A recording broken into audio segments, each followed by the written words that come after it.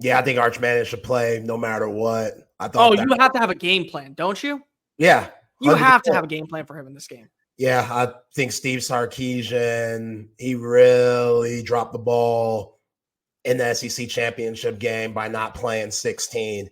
And at this point, screw the quarterback controversy and everything that goes with that. You got to do what it takes to win games. It doesn't make sense to use him at Kyle Field against the Aggies, which that was the perfect time to use him. 4th and 2, you're in the red zone. Let's give it to Arch Manning. Arch basically trucks a guy and gets in the end zone to put up the first points of that game and really sets the tone overall. And then you go on to play Georgia. And we saw all year what Georgia struggled with.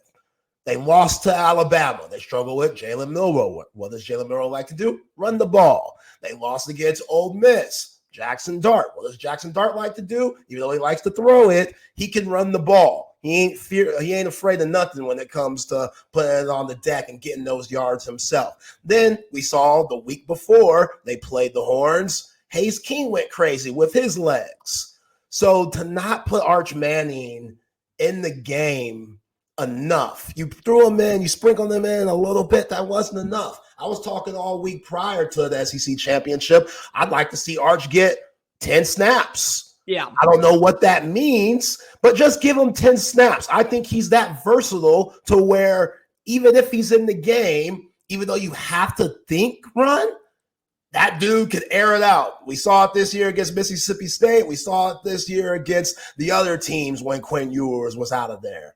So just having another dimension to your game, not being as, just easy to guard. And I get it. You don't want to put out everything because you got games to play. But at this point, if the kitchen sink has to be thrown, hey, you use that back and throw that thing. Like, Zay, just like, do me a favor. One drive, just one. They switch out Quinn for Arch. The whole drive? Just the whole drive in the SEC championship. One drive.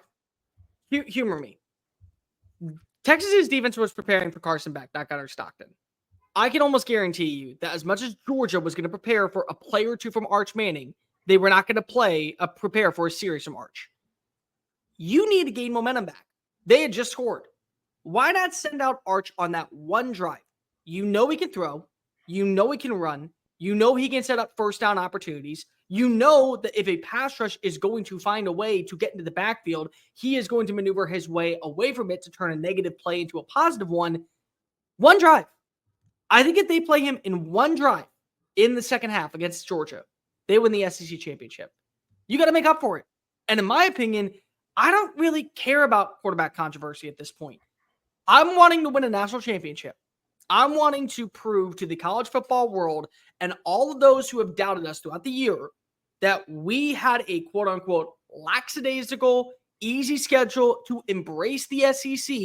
I want to shut them up.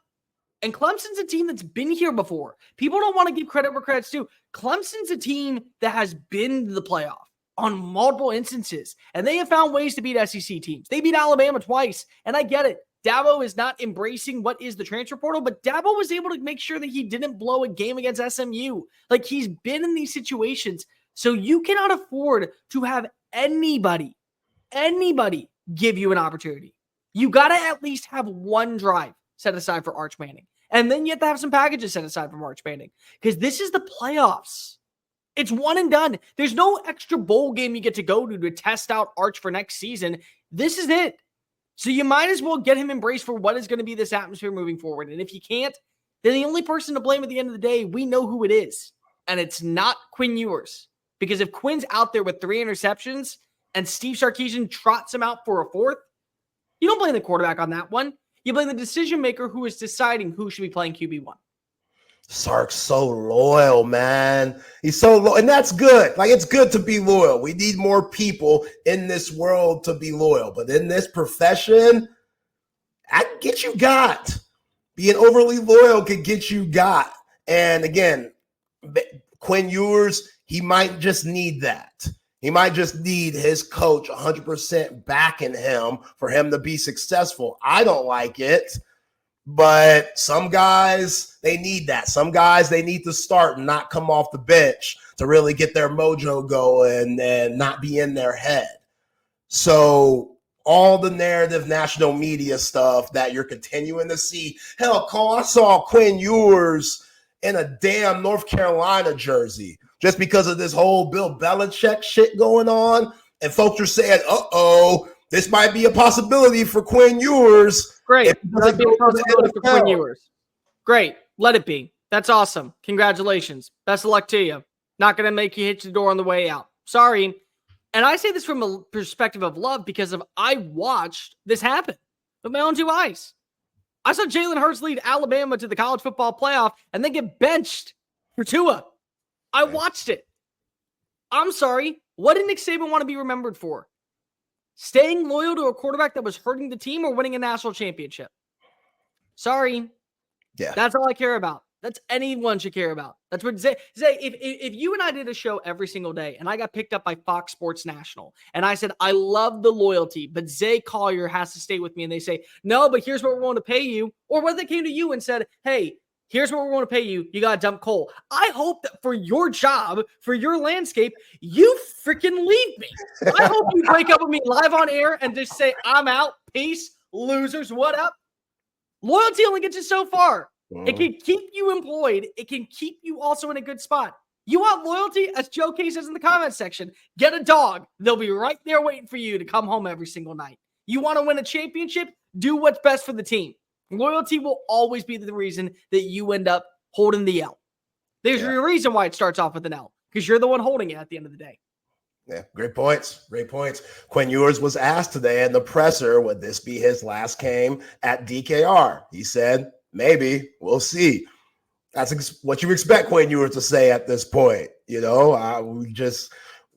kind of know what's going to happen. Quinn Ewers, we've heard actual people who cover the team, like a Chip Brown, talk about, hey, this guy, this is it.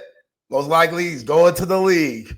Archer's next up. This is the last hoorah. This is what the trajectory has been. Some Longhorn fans are out here like my man David here on their sayonara shit. Some Longhorn fans are like, yo, Quinn's done a lot of good things. He can't help that Steve Sarkisian at times has put him in bad situations, which is true. Sark talked about it today, going back to that Oklahoma State game, 2022, where Quinn Ewers went 19 for 49. God. Let me repeat that for the folks in the back that might be a little tone deaf. 19 for 49 and kept the dude in the ball game. Talk about loyal. Kept the dude in the ball game after a second pick six. Yeah. Hey, let's go for the trifecta. I want the hat trick tonight, buddy. It's tough. It's tough. But Quinn Ewers has definitely grown since then.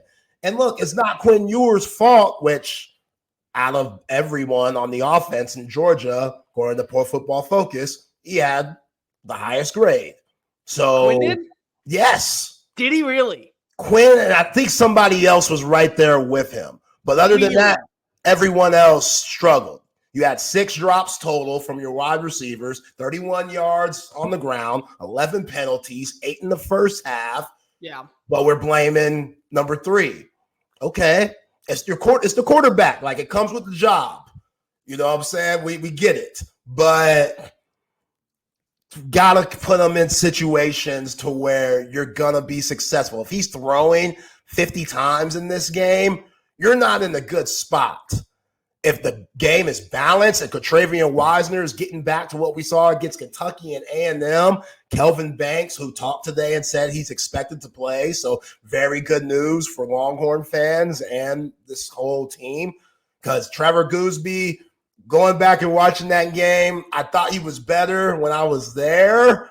Going back and watching it on TV, he struggled a little bit, but everybody else did. DJ Campbell, Cam Williams, Majors, Connor, everybody struggled against those Georgia Bulldogs who give a lot of teams havoc and disruption. Well, Zay, think about this for a second. Glenn Schumann and Kirby Smart are the masters of manipulation. I think that is a great way to be able to catch you from making mistakes. What do I mean by that? How many times did you watch as Cam Williams had to take the inside guy because if he was going to the outside to create the stunt for the outside guy to work his way back in? So by the time that you had, who lines up next to him? Is it DJ Campbell or is it Campbell? So by the time Campbell realized that the outside guy was coming in, he already lost the battle. And so there's so many times when you look back at Cam Williams, who, my money, that was the worst performance I've seen from him all year. I'm sorry. I'm not trying to be disrespectful, but that was a bad game by Cam Williams. Very bad game. Like, you throw that out the window and never look back.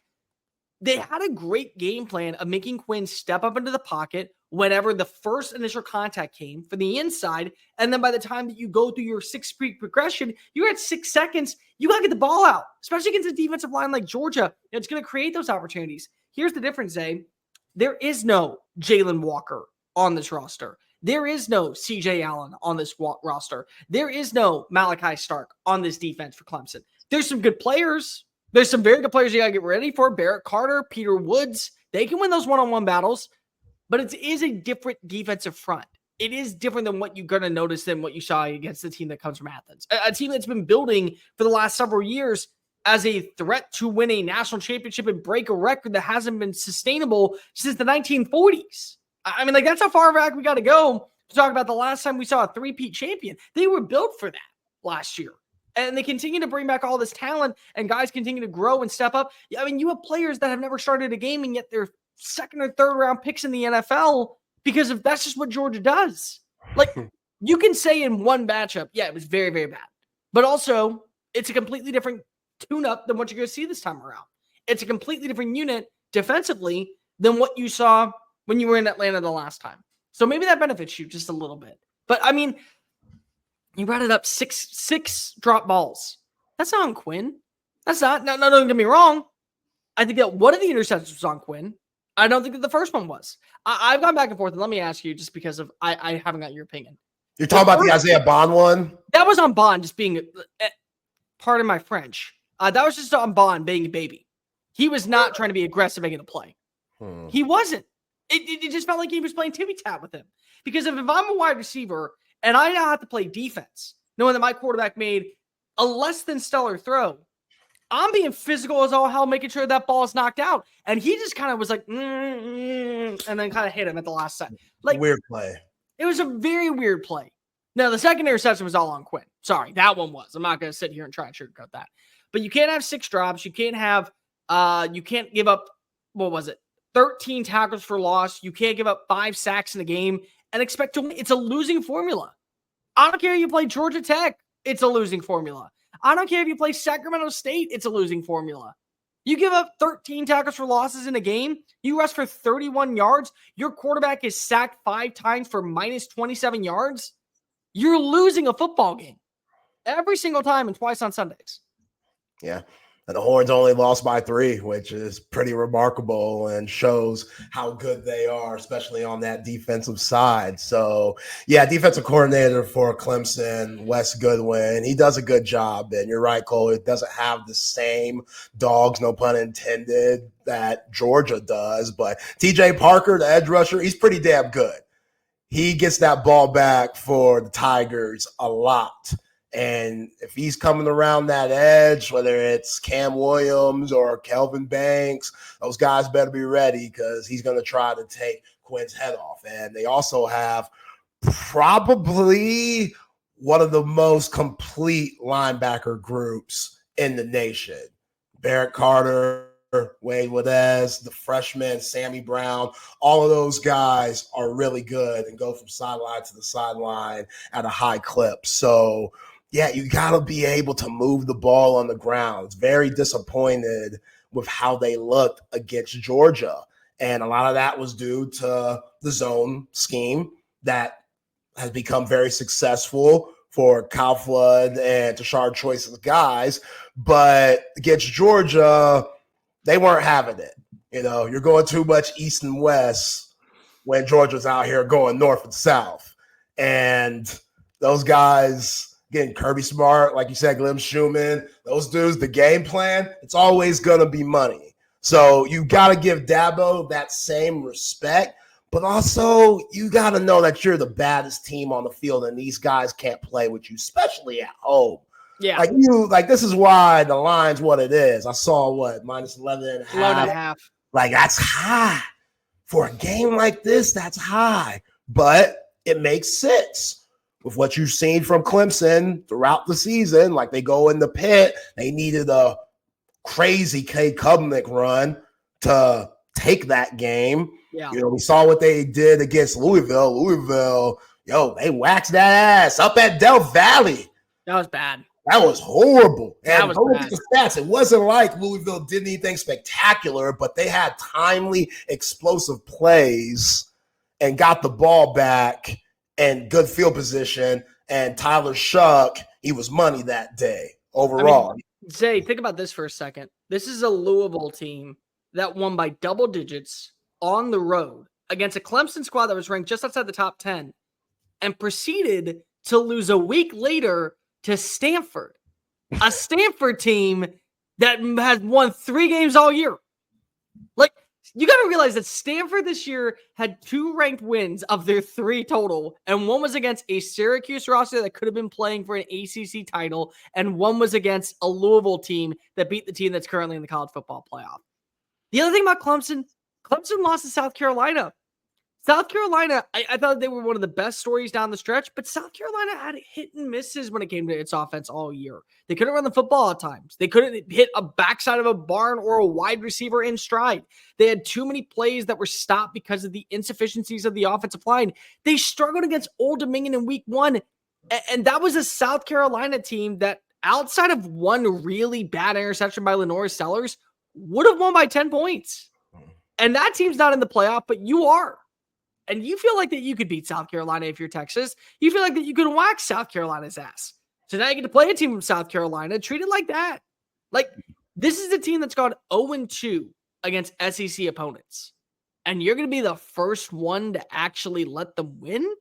Like, we're not doing that, are we? We're not really going to do that.